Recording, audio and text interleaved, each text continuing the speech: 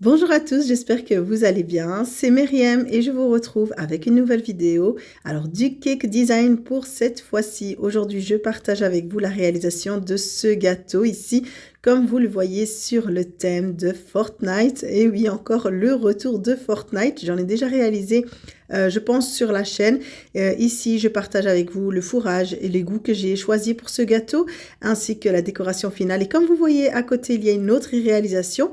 Et tout ça a été fait en même temps, mais pour cette réalisation-ci, je la partagerai dans une autre vidéo. Voilà, j'ai préféré partager, comme ça fera des vidéos un peu plus courtes.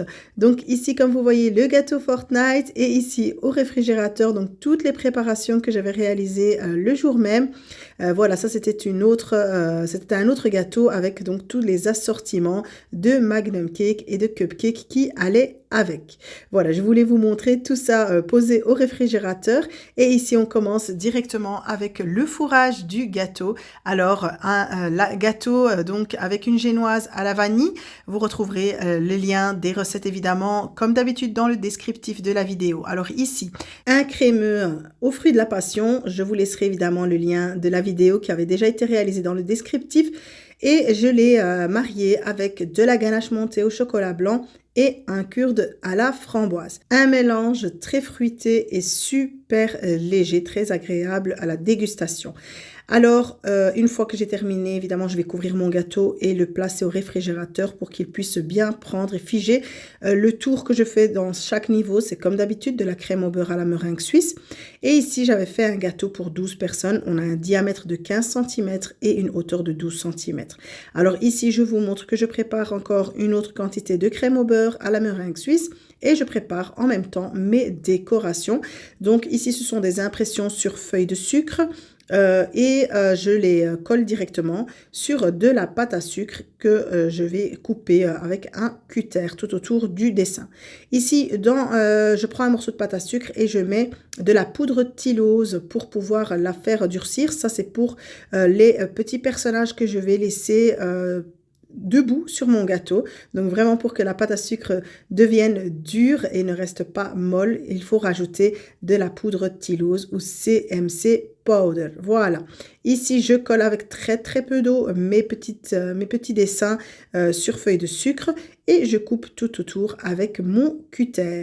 Et ici, pour pouvoir les fixer sur mon gâteau, pour faire des sortes de toppers, je vais rajouter un petit pic en bois. Ici, je vous montre au dos. Voilà, je fais juste la trace avec mon pic. Je mets un petit peu d'eau et je le colle par-dessus. Je rajoute très peu d'eau et je mets une fine bande de pâte à sucre par-dessus pour fixer le bâton sur mon dessin, sur voilà la photo que je vais mettre sur le gâteau.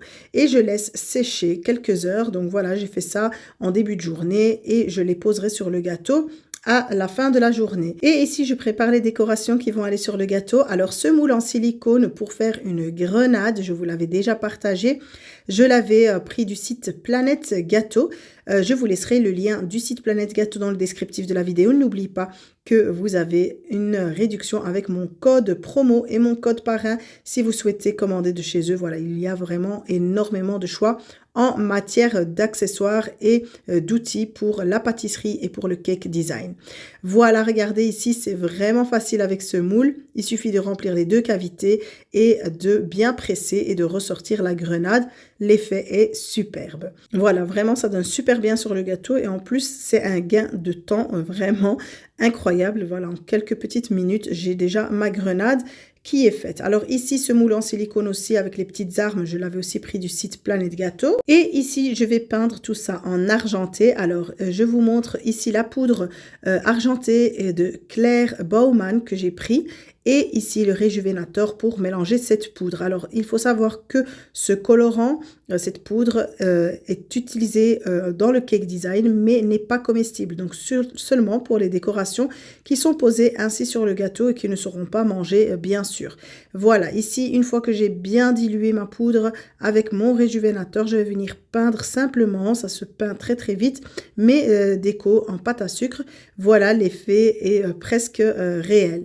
Je vais peindre peindre tout ça, je vais peindre mes petites armes et comme ça, tout est prêt pour la déco de mon gâteau. Voilà, ça sèche super vite avec le Rejuvenator. Et si vous ne voulez pas l'utiliser, vous utilisez de l'extrait de vanille, comme je le dis à chaque fois. Ici, mon gâteau vient de ressortir du réfrigérateur et je vais passer une première couche de crème au beurre pour bien solidifier mon gâteau et pour surtout avoir un gâteau qui soit bien droit. Ainsi, je pourrai rajouter au final une couche très fine de crème au beurre colorée et je vais choisir la couleur verte comme vous avez pu le voir en début de vidéo. Voilà, ici je fais en sorte de bien combler toutes les imperfections, tous les trous et surtout d'avoir un gâteau qui soit bien droit. Voilà, je le remets au réfrigérateur. Ici, j'ai pris une partie de ma crème au beurre, j'ai rajouté du colorant en gel de la marque Progel. J'ai utilisé le vert sapin, le vert foncé, le vert royal. Et ici, comme vous voyez, je remets une couche sur mon gâteau et là, je vais lisser jusqu'à obtenir un lissage parfait. Quelques minutes plus tard, je ressors mon gâteau du réfrigérateur et je peux finaliser la décoration. Voilà, je vais juste poser tout ce que j'ai préparé. Ici, j'avais du restant de crème au beurre. Et j'ai pensé faire cet effet gazon. Je vous ai déjà montré la douille pour l'effet gazon. Donc vraiment, ça donne super bien. Regardez. Et c'est facile à utiliser. C'est une petite déco en plus. Très simple à réaliser. Voilà, je vais faire le tour de mon gâteau. Je vais placer la déco, donc les grenades, les personnages que j'ai préparés qui ont durci. Je vais repeindre le bas de ma grenade pour qu'évidemment tout soit bien fini. Et je regarde voilà comment placer chaque chose, chaque élément doit prendre sa place et doit être bien mis en valeur. Je continue de mettre mon gazon sur le gâteau, j'en mets également autour et finalement je retire même la petite banderole avec le joyeux anniversaire pour en rajouter sur le devant et je la replace comme il faut. Voilà, ici je vais juste positionner mes petites armes et le gâteau est terminé. Voilà, un travail, une décoration très simple et qui ne demande pas beaucoup de temps, beaucoup de travail et qui donne un résultat vraiment très joli. En tout cas, j'espère que vous avez apprécié, que vous aimez aussi le rendu. N'hésitez pas à me le faire savoir dans les commentaires que vous allez me laisser. Et ici, je vous laisse avec les dernières images. Donc, une fois qu'il a été placé au réfrigérateur, donc l'autre gâteau avait été fait avant lui sur la journée. Et pour le deuxième gâteau, je vous retrouverai pour cela dans une autre vidéo. Donc comme vous le voyez, c'est un fault line cake décoré de fleurs avec les cupcakes, les magnum cakes qui sont assortis.